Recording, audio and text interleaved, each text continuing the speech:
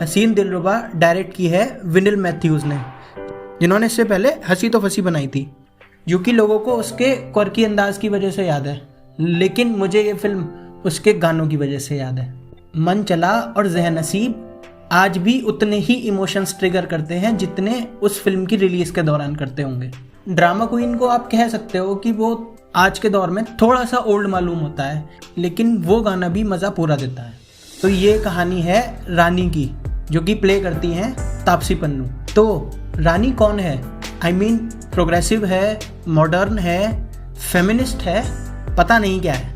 शुरुआत में ये लोग ये सब चीज़ें स्टैब्लिश तो करना चाह रहे थे, लेकिन कुछ भी स्टैब्लिश नहीं कर पाए। आई मीन तुम्हारा पति तुम्हारे ऊपर जुल्म ढा रहा है और आप उसे देख के उस टाइम अराउज हो रही हो, उसमें आपको एक पैशनेट लवर नजर आ रहा है। धरी रह गई सारी प्रोग्रेसिवनेस और फेमिनिज्म। दीदी माना कि कई चीज़ों में गलती आपकी थी, लेकिन फिर भी ऐसे थोड़ी होता है।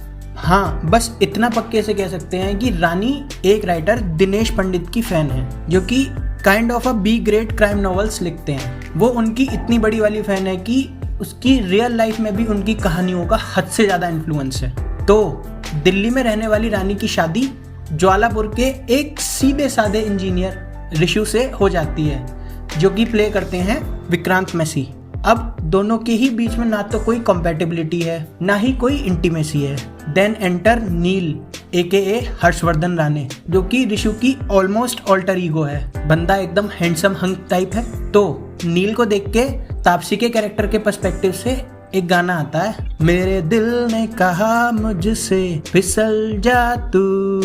होप इस गाने को सुनने के बाद आगे की बात क्लियर हो गई होगी। तो अब कहानी में एडल्ट्री इन्वॉल्व हो चुकी है। इस एडल्ट्री की वजह से अब कहानी में कुछ रंजिशें पैदा होती हैं। इवन कहानी में एक दुर्घटना भी होती है और एक मर्डर भी होता है। यही सारे कॉन्फ्लिक्ट्स इस फिल्म की मेन कहानी है। इस फिल्म का यूजुअल से थोड़ा ज़्यादा डिस्कशन होगा, क्योंकि मैं इसकी कई चीज़ों के बारे में बातचीत करना चाह रहा हूँ। तो आगे आपको इसके पॉजिटिव एस्पेक्ट्स और नेगेटिव एस्पेक्ट्स तो देखने को मिलेंगे ही, लेकिन कुछ न्यूट्रल पॉइंट्स ऑफ व्यू भी देखने को मिलेंगे।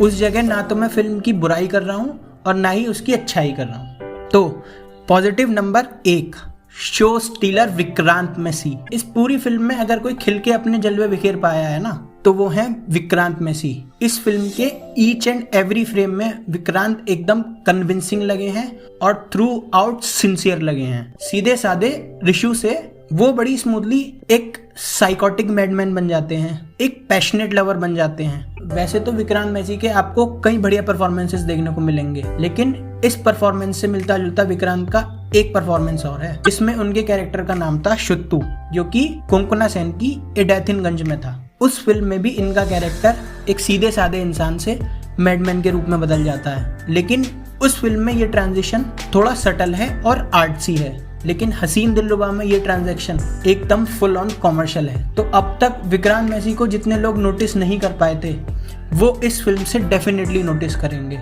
और आने वाले समय में विक्रांत मैसी आई थिंक एक सुपरस्टार बन सकते हैं। Negative aspect number 1, very less convincing Taapsee, even sometimes irritating too. कहीं सुनने में आया था कि तापसी ने ये फिल्म लक्ष्मी रॉकेट की ट्रेनिंग के दौरान की थी, तो वो छोटे छोटे पावर नैप्स ले लेकर इस फिल्म की शूटिंग करती थी। आई थिंक मे बी वो इस वजह से अपना 100% इस फिल्म में नहीं दे पाई। इस फिल्म में एक दो भारी भरकम हैवी इमोशनल सीन्स थे, जहां पर तापसी पन्नू अनफॉर्चुनेटली चोक कर गई हैं, बिल्कुल भी कन्विंसिंग नहीं लगती।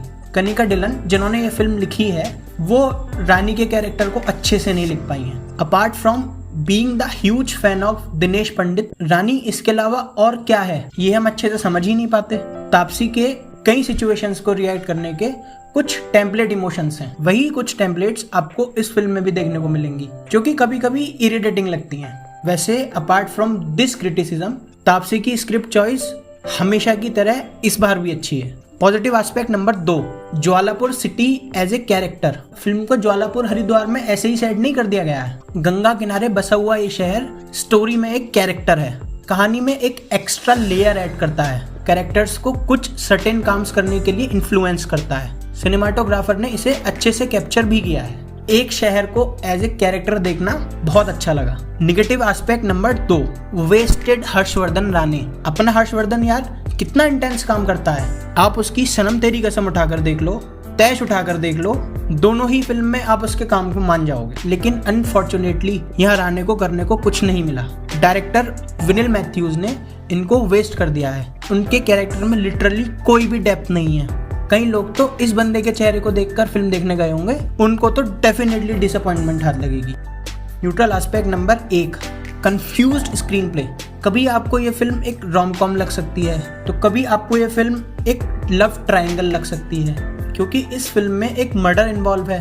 तो आपको कभी कभी ये फिल्म एक मर्डर इन्वेस्टिगेशन भी लग सकती है। मतलब यही है कि कभी कभी ये फिल्म डिसाइड ही नहीं कर पाती कि ये किस डायरेक्शन में जा रही है। मैं ऐसा नहीं बोल रहा हूँ कि इसका स्क्रीन प्ले एकदम खराब है, बल्कि आप इससे जुड़े रहते हो, बस बहुत कहीं कहीं इससे टूटते भी हो। I mean, अगर आप एडिटिंग एरर्स, कंटिन्यूटी एरर्स, जैसे एक ही सीन में विक्रांत मैसी के बाल का स्टाइल 2 बार बदल गया I mean, अगर आप ऐसी चीज़ों को नोटिस कर रहे हो तो कहीं ना कहीं आपका अटेंशन तो जा ही रहा है ना दोस्त। एक्चुअली ये फिल्म की थोड़ी हार्ड क्रिटिसिज्म है। ओवरऑल देखा जाए तो ये फिल्म बांधे तो रखती है, और इसकी ठीक ठाक एंडिंग ये वाली क्रिटिसिज्म तो दूर ही कर देती है। Neutral aspect number 2, Kanika Dhillon as a writer. Kanika Dhillon इससे पहले जजमेंटल है क्या और मनमर्जिया जैसी फिल्में लिख चुकी हैं। लिखी तो उन्होंने इसके अलावा 2-1 फिल्में और भी हैं, लेकिन मेरे पॉइंट के लिए ये 2 फिल्में ही इंपॉर्टेंट हैं। तो इनकी फिल्मों में जो फीमेल कैरेक्टर्स होते हैं वो सेक्सुअली बहुत लिबरेटेड होते हैं।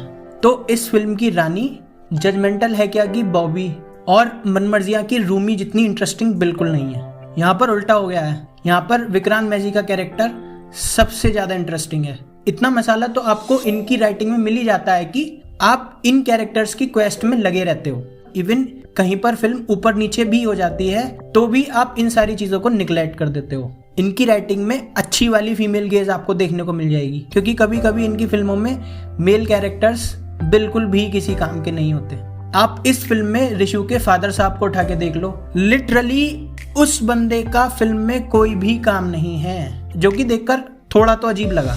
लेकिन ठीक है यार, सालों से फीमेल कैरेक्टर्स का भी तो ऐसा ही हाल होता आया है, हम भी थोड़ा झेल लेंगे यार, देखी जाएगी। लेकिन इस फीमेल गेज की वजह से हर्षवर्धन का कैरेक्टर भी मारा गया है, जो कि थोड़ी दुख की बात है। फिल्म में ऋषु का दोस्त रानी के लिए बोलता है कि यार तुम अब भाभी की ट्रेनिंग कराओ, सुबह 7 बजे चाय, 8 बजे ये, 9 बजे ये, फलाना ढिमकाना, एकदम बिजी रखो उन्हें। I mean, मैंने तो आदमियों में कभी ऐसी कन्वर्सेशन होते हुए नहीं सुनी। It clearly feels like that Kanika ऐसा सोचती होंगी कि ये मर्द लोग शायद इस तरीके से बात करते होंगे।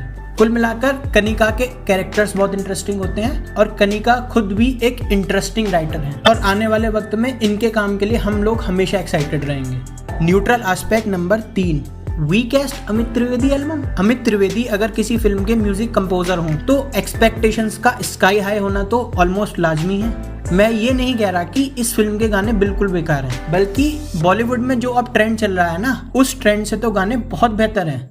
अमित त्रिवेदी ने अपने खुद ही ऐसे रिकॉर्ड सेट कर रखे हैं कि इसकी वजह से उनकी ये एल्बम वीक मालूम पड़ती है।